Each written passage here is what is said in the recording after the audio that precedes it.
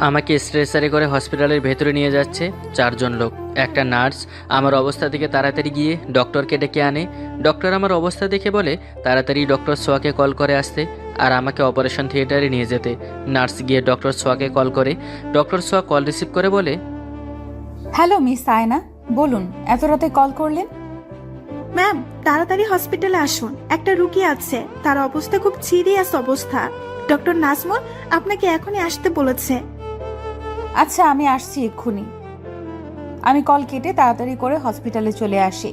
হসপিটালে আসতেই নার্স আয়না আমার কাছে এসে বলে, ম্যাম, আপনি এসেছেন, তাড়াতাড়ি আসুন, রুগীর অবস্থা খুব খারাপ। কি হয়েছে রুগীর? দেখে মনে হচ্ছে অ্যাক্সিডেন্ট করেছে, অবস্থা খুবই খারাপ, আসুন।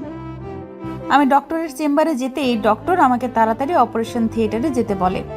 আমি অপারেশন থিয়েটারে গিয়ে পেশেন্টের দিকে তাকাতেই বুকের ভেতরটা ধক করে ওঠে। চোখের পানিগুলো আর আটকে রাখতে পারলাম না, কারণ এটা আর কেউ না, আমার 2 বছর আগের হারিয়ে যাওয়া ভালোবাসার মানুষটা সাকিব। কিন্তু সাকিবের এই অবস্থা কেন? আয়না বলে, কি হলো ম্যাম, এমন করে কি ভাবছেন? অপারেশন শুরু করুন। আমি বলে অপারেশনের কাজ শুরু করি। 1 ঘন্টা পর অপারেশন শেষ করে বাইরে এসে নিজের চেম্বারে গিয়ে চিৎকার করে কান্না করছি। অতীতের সেই দিনগুলো চোখের সামনে ভাসছে। অতীত। ভার্সিটির পুকুর পাড়ে বসে আছি, আমি আর সোয়া বসে বসে গল্প করছি। তখন সোয়া বলে, এই চলো না, বিয়ে করে ফেলি। আগে তোমার ডক্টরি পড়া শেষ হোক, তারপর। ততদিনে না আমার বিয়ে হয়ে যায়। তার আগেই আমরা বিয়ে করে নেব, সমস্যা নেই। তাহলে চলো এখন কাজী অফিসে গিয়ে বিয়েটা করে নেই, কাউকে না জানিয়ে। আব্বু আম্মু আজকাল বিয়ের জন্য খুব চাপ দিচ্ছে। আমি তো এখন বেকার, আব্বু কত কষ্ট করে আমাদের সংসার চালাচ্ছে তা তো জানোই। আর এই অবস্থায় আমি চাই না আমাদের বিয়েটা হোক। আচ্ছা, তুমি সত্যিই আমাকে ভালোবাসো তো সাকিব? কেন, তোমার সন্দেহ আছে এই নিয়ে? না, তা নয়, বিয়ের কথা বললে এমন হয়ে যাও কেন তুমি? দেখো সোয়া, বিয়েটা কোনো ছেলে খেলা নয় যে চাইলে আমার করে নিলাম। তোমাকে এখন বিয়ে করে নিতে গিয়ে 3 বেলা খাবার দেওয়ার সামর্থ্য যে আমার এখন হয়নি। আর কিছুদিন অপেক্ষা করো, লেখাপড়া তো প্রায় শেষ, এরপর একটা চাকরি হয়ে গেলেই আমরা বিয়ে করে ফেলবো। আচ্ছা ঠিক আছে, তাই হবে। এখন চলো, আমার ক্লাস শুরু হবে, আর তোমারও তো ক্লাস শুরু হবার সময় হয়ে গেছে। এরপর দুজনে উঠে যে যার ক্লাসে চলে যাই। চলুন এবার পরিচয়টা দেয়া যাক। আমি সাকিব, গরিব বাবার একমাত্র সন্তান। কয়েক বছর আগে মা মারা গেছে টাকার অভাবে। টাকার জন্য মায়ের চিকিৎসা করতে পারিনি। বাবা রিক্সা চালিয়ে আমাকে ইঞ্জিনিয়ারিং পড়াচ্ছে। আমিও 3টা টিউশনি করিয়ে যা পাই তা দিয়ে কোনো রকমে হয়ে যায়। আর সোয়া কোটিপতি বাবার একমাত্র মেয়ে। সোয়ার বাবা সামির মজুমদার একজন নামকরা শিল্পপতি, আর সোয়ার আম্মু হাইকোর্টের জজ। বাকিটা গর্বের সাথে থাকলেই জানতে পারবেন। এরপর ক্লাস শেষ করে আমি আর সোয়া একটা রিক্সা করে বাসায় চলে আসি। আমাকে বাসায় নামিয়ে দিয়ে সোয়া চলে যায় ওর বাসায়। বাসায় এসে আব্বুর সাথে কিছু সময় কথা বলে আমার রুমে গিয়ে চেঞ্জ করে কিছু খেয়ে চলে যাই টিউশনি করাতে। এভাবেই কেটে যায় 3 দিন। বিকেলে বাসায় বসে আসি, হঠাৎ মোবাইলটা বেজে ওঠে। মোবাইল হাতে নিয়ে দেখি সোয়া কল করেছে। হ্যাঁ সোয়া, বলো। সাকিব, কোথায় তুমি? এখনই দেখা করো আমার সাথে, খুব জরুরি। আচ্ছা, ভার্সিটির পেছনে যে পার্কটা আছে সেখানে চলে আসো, আমি আসছি। সোয়া ঠিক আছে বলে কল কেটে দেয়। আমিও বাসা থেকে বের হয়ে একটা রিক্সা নিয়ে চলে আসি পার্কে। পার্কে আসতেই দেখি সোয়ার মাথায় হাত দিয়ে বসে আছে। আমি কাছে গিয়ে ওর কাঁধে হাত রাখতেই আমার দিকে তাকিয়ে কান্না করতে করতে জড়িয়ে ধরে। আমি কিছুটা সময় অবাক হয়ে যাই সোয়ার এমন কাণ্ডে। কি হয়েছে, কান্না করছো কেন? সাকিব চলো, আমরা আজই বিয়ে করে ফেলবো। কেন, কি হয়েছে যার জন্য তুমি এমন একটা সিদ্ধান্ত নিলে?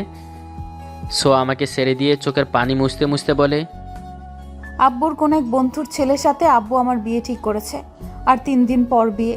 আমি তোমাকে ছাড়া আর কাউকে বিয়ে করতে পারবো না। তুমি আঙ্কেলকে আমার কথা বলতে? বলেছি, তার জন্যই যে বিয়ে 1 মাস পরে হবার কথা, সেই বিয়ে আগামী 3 দিনের মধ্যে হবে। আচ্ছা, তাহলে কাল সকাল 10টায় তুমি এখানে চলে এসো। আমরা কালই বিয়ে করব, আর বাসায় এমনভাবে থাকবে যাতে তারা কিছুই বুঝতে না পারে। সত্যিই আমরা কাল বিয়ে করব সাকিব? ছোয়া, এছাড়া আর কোনো রাস্তা নেই। আমিও তোমাকে ছাড়া থাকতে পারবো না। সোয়া আমাকে শক্ত করে জড়িয়ে ধরে।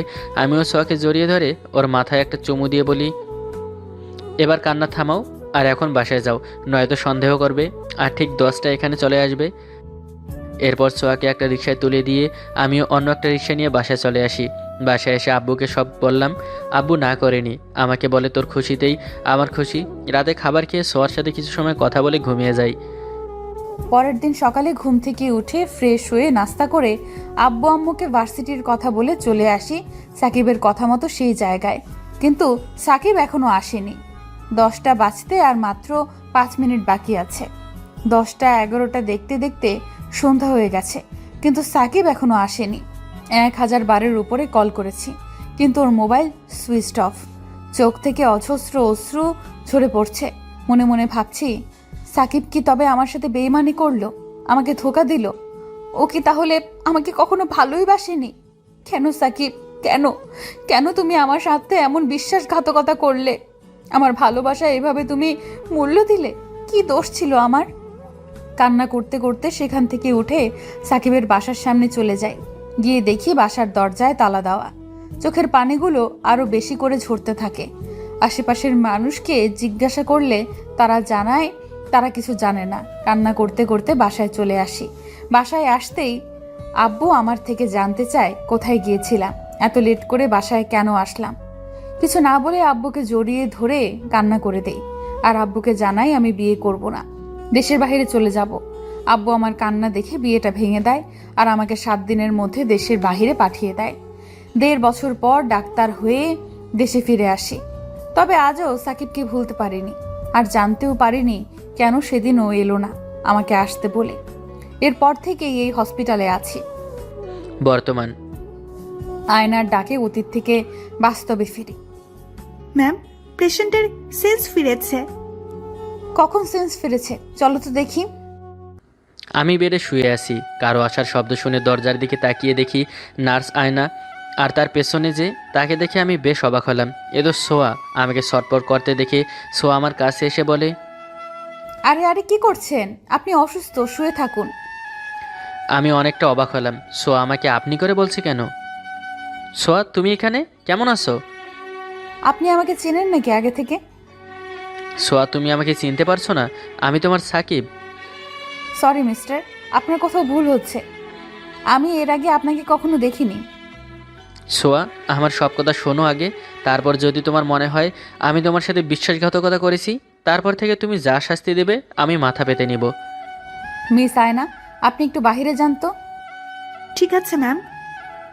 নার্স বাইরে চলে যেতেই সোয়া আমাকে বলে, কি হবে সে পুরনো কথা শুনে? আমার বিয়ে হয়ে গেছে। তুমি বিয়ে করে নিয়েছো? কিন্তু কেন সোয়া? তুমি না বলেছিলে আমি ছাড়া তুমি আর কাউকে বিয়ে করতে পারবে না? হ্যাঁ বলেছিলাম, তার জন্যই সবাইকে ছেড়ে সেদিন তোমার কাছে চলেও গিয়েছিলাম। কিন্তু তুমি আমার ভালোবাসার কি মূল্য দিয়েছিলে সাকিব? সেদিন আমার সাথে যা হয়েছিল তা যদি জানতে, তবে আমাকে ছেড়ে অন্য কারো হতে না। আমি জানতে চাই সাকিব, আমি জানতে চাই কেন সেদিন তুমি আমাকে আসতে বলে নিচে আসলে না? যদি আমাকে এইভাবে মাঝ রাস্তায় একা ছেড়ে চলে যাবে, তবে কেন বলেছিলে আমাকে বিয়ে করবে সেদিন? তাহলে শোনো কি হয়েছিল সেদিন আমার সাথে। তোমার কাছে আসার জন্য বাসা থেকে বের হতেই আমার মোবাইলে কল আসে। কল রিসিভ করতে ওপাশ থেকে একজন লোক বলে আব্বু অ্যাক্সিডেন্ট করেছে আর ঘটনাস্থলেই নাকি মারা গেছে। এই কথা শুনে মোবাইল হাত থেকেই পড়ে যায়। দৌড়ে চলে যায় সেই লোকটার দেয়া ঠিকানায়। গিয়ে দেখি আমার আব্বুর লাশ হয়ে পড়েছে। আব্বুকে হারিয়ে আমি পাগল হয়ে গেছি প্রায়। আব্বুর ইচ্ছে ছিল সে মারা গেলে তার দাফন যেন আমাদের গ্রামের বাড়ি রসুলপুরে করি। আমি সেখানকার এক চাচাকে আমাদের গ্রামের বাসার ঠিকানা বলি। এরপর আব্বুর লাশ দাফন করে চলে আসতে চাইলে গ্রামের কিছু চাচারা আসতে দেয়নি। প্রায় 1 মাস আমি নিজের মধ্যে ছিলাম না। 1 মাস পর ঢাকা শহরে এসে জানতে পারি তুমি দেশের বাইরে চলে গেছো। এরপর কি করব বুঝতে পারছিলাম না। কলেজের বড় ভাই রাকিব আমাকে তার বাসায় নিয়ে যায়, লেখাপড়া কন্টিনিউ করতে বলে। এবার তুমি বলো, একটা বাবা হারা ছেলে কি করে সেদিন তোমার কাছে আসতে পারে? আমার কথা শুনে সোয়ার চোখ থেকে টপ টপ করে পানি পড়তে থাকে। আমার চোখ দুটো ভিজে গেছে। আব্বু মারা গেছে, তুমি আমাকে কেন সেদিন কল করে বলনি সাকিব? তাহলে এতদিন তোমাকে ঘৃণা করে বাঁচতাম না। কেন তোমার কষ্টের মুহূর্তে আমাকে তোমার পাশে থাকতে দিলে না? আমরা তো একে অপরের সুখ দুঃখে পাশে থাকবো বলেছিলাম। আমি আব্বুর মৃত্যু সংবাদ শুনে সব ভুলে গেছি সোয়া। নিজেই নিজের মাঝে ছিলাম না। তুমি ভালো করেছো, বিয়ে করে নিয়েছো আমার মতো ছেলের জন্য অপেক্ষা না করে। তুমি বিয়ে করনি? না, তোমার জন্য অপেক্ষা করেছিলাম, আর বিয়ে করতেও পারবো না কখনো। তোমার জায়গাটা অন্য কাউকে কখনোই দিতে পারবো না। এখনো ভালোবাসো আমায়? এসব শুনে আর কি হবে? তুমি সুখী তো স্বামী সংসার নিয়ে? যা জানতে চেয়েছি বলো না। ভালোবাসো এখনো আমায়? এখন তখন আমি জানি না সোয়া, আমার মনে তুমি ছিলে, আর সারা জীবন তুমিই থাকবে। কিভাবে কেটেছে এই 2 বছর? আমার দুঃখের কাহিনী শুনে কি হবে? তোমার সুখের গল্প বলো, শুনি। আর আমি যদি বলি আজও আমি কারোর জন্য অপেক্ষা করছি, যাকে আমি ভালোবাসি, আজও যে আমার মনের ঘরটা দখল করে আছে। ঠিক বুঝলাম না তোমার কথা। তুমি ভাবলে কি করে আমি তোমাকে ছাড়া অন্য কাউকে বিয়ে করে নেব? তুমি তো একটু আগে বললে। সেটা তো তোমার সাথে অভিনয় করে বলেছি। আমি আজও তোমাকেই ভালোবাসি সাকিব, আর তোমার জন্যই অপেক্ষা করে আছি। তাহলে বিয়ের গল্পটা মিথ্যে ছিল? বুদ্ধু, এখনো বুঝতে পারোনি? বলেই সোয়া আমাকে জড়িয়ে ধরে। 2 বছর পর আজ আবার সোয়াকে এই বুকে পেলাম। এতদিনের হাহাকার কষ্টগুলো যেন এক নিমিষেই দূর হয়ে গেল। শক্ত করে সোয়াকে জড়িয়ে ধরি আমার সাথে। একটু পর সোয়া আমাকে ছেড়ে দিয়ে বলে, কাল সকালেই আমরা বিয়ে করব। আজই করতাম, এখন অনেক রাত, কাজীকে পাবো না তাই। আর তোমাকে আমার থেকে দূরে যেতে দিব না। কাল সকালে আমরা বিয়ে করছি। ওকে ঠিক আছে। এখন কি বাসায় চলে যাবে না, নাকি এখানেই থাকবে? তোমার পাশে তোমার বুকে শুয়ে থাকবো। আচ্ছা, একটা কথা তো জানাই হলো না, তুমি অ্যাক্সিডেন্ট করলে কি হবে, তাও এমন গুরুতর ভাবে? কাজ থেকে বাসায় ফিরছিলাম, তখনই এক ছোট বাচ্চাকে দেখি রাস্তার মাঝখানে হাঁটছে। ওকে বাঁচাতে গিয়ে নিজেই গাড়ির সাথে ধাক্কা খেয়ে গিয়ে পাশে একটা দেওয়ালের সাথে বাড়ি খাই। বাচ্চাটাকে তো বাঁচিয়ে নেই। এরপর আর কিছু মনে নেই। চোখ খুলে নিজেকে হসপিটালে আবিষ্কার করলাম। ভালো হয়েছে তুমি অ্যাক্সিডেন্ট করায়। অ্যাক্সিডেন্ট করলাম বলেই তো আজ আমি আবার আমার সোয়াকে ফিরে পেলাম। একটু পর সোয়া নার্সকে ডাকে। নার্স এসে বলে, জি ম্যাম, বলুন আমাকে কেন ডেকেছেন? এই বেডের সাথে ওই বেডটা মিলিয়ে দাও তো। কেন ম্যাম? দুটো বেড একসাথে করে কি হবে? তোমাকে যা বললাম তা করো না, এত প্রশ্ন করো কেন তুমি? নার্স সোয়ার ধমক শুনে চুপচাপ একটা বেড এনে আমার বেডের পাশে জোড়া লাগিয়ে দিয়ে চলে যায়। সোয়া আমার পাশে এসে শুয়ে আমাকে শক্ত করে জড়িয়ে ধরে, আমার বুকে মাথা রাখে। পরের দিন সকালে সোয়া ওর আব্বুকে কল করে কাজে নিয়ে আসতে বলে। ওর আব্বু জানতে চাইলে সোয়া সব খুলে বলে। সোয়া বিয়ে করবে শুনে ওর আব্বু খুশি হয়ে যায়। একটু পর সোয়ার আব্বু কাজে নিয়ে আসলে হসপিটালের সকল ডক্টর আর নার্সের সামনে আমাদের বিয়েটা হয়ে যায়। সবাই চলে গেলে সোয়া আমার বুকে মাথা রেখে শুয়ে যায়, বলে, অনেক কষ্টের পর আজ আমরা একে অপরের হলাম, আর কেউ কাউকে ছেড়ে যাব না। তুমি চাইলেও আর যেতে দিচ্ছে না, বুঝলে? আমিও যাব না, তবে তুমি সুস্থ হলে এতদিনের আদর সব উসুল করে নেব। আমার সেই পিচ্ছি গার্লফ্রেন্ডটা এখন ডক্টর হয়ে গেছে। 2 বছর আগে আমি মোটেও পিচ্ছি ছিলাম না। তাহলে কি ছিলে তুমি? ডক্টরি পড়ার আর মাত্র 1 বছর বাকি ছিল। কোন দিক থেকে আমি পিচ্ছি ছিলাম শুনি? আমি দুষ্টু একটা হাসি দিতেই সোয়া লজ্জা পায়, আমার বুকে মুখ লুকিয়ে ফেলে। আরও কিছু সময় দুষ্টুমি করে দুজনেই ঘুমিয়ে পড়ি। আরও 7 দিন থাকতে হয় হসপিটালে। আজ বাসায় চলে আসলাম, তবে একা নয়, সাথে সোয়াও আছে। আমি এখন একজন ইঞ্জিনিয়ার। বাসায় এসে কিছু সময় রেস্ট নিয়ে আমি বললাম, আচ্ছা বাইরে থেকে খাবার অর্ডার করি। এখন তোমার বউ আছে, বাহিরের খাবার খাবে কেন? আর বাহিরের খাবার শরীরের জন্য ভালো না, তুমি জানো না? বাসায় আসতে না আসতেই আমার ডক্টর বউয়ের ডাক্তারি শুরু। জি স্যার, এখন থেকে আমি যা বলবো তাই হবে, বুঝলে? আচ্ছা ঠিক আছে, চলো তোমাকে কিচেন দেখিয়ে দেই। বলেই সোয়াকে কিচেন দেখিয়ে দিয়ে আমি সেখানেই বসে থাকি। কি হলো, এখানে বসে আছো কেন? যাও রুমে। না, তুমি রান্না করো, আমি দেখি। পাগল একটা। সোয়া হাসতে হাসতে রান্না করতে শুরু করে। আমি গিয়ে পিছন থেকে সোয়াকে জড়িয়ে ধরে ওর গালে আমার নাক দিয়ে স্যালাইড করতে থাকি। সোয়া আমার হাত ধরে চোখ বন্ধ করে ফেলে। সোয়ার সারা শরীর কাঁপছে, নিঃশ্বাস ভারী হয়ে যাচ্ছে। এই যে ম্যাডাম, আমি শুধু জড়িয়ে ধরেছি, তাতে এই অবস্থা তোমার?